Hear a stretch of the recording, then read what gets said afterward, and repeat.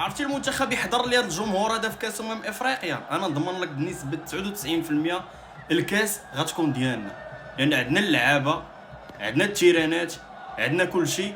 ولكن ما عرفتش واش عندنا شي جمهور بهذا المستوى. هادو جماهير نادي الرجاء والوداد في الديربي ديال اليوم. وشوف مثلا لومبيونس اللي خلقوها الجماهير ديال نادي الجيش الملكي في اخر مباراه ليه في ملعب مولاي عبد الله. كتحس ان الجمهور هو اللاعب رقم 12، هو اللي كيزيد يدفع اللعابه باش يعطيو الماكسيموم. وبصراحه الجمهور اللي كان حاضر في اخر مباريات ديال المنتخب الوطني المغربي ما كتحسش بيه جمهور ديال الكره، غير مجرد متفرجين. الجمهور اللي كان كيشجع المنتخب ديال بصح هو الجمهور اللي كان حاضر في مونديال قطر 2022. سمعوا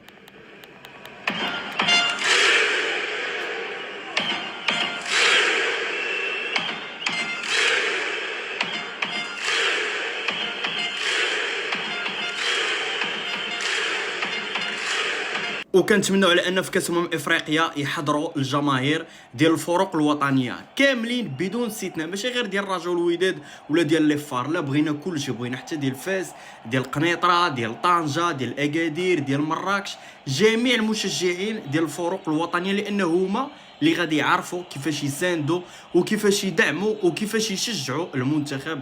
لان شوف بصراحه هذا المنتخب هذا جيب ليه جمهور مزيان وغادي تشوف واحد المنتخب واحد اخر.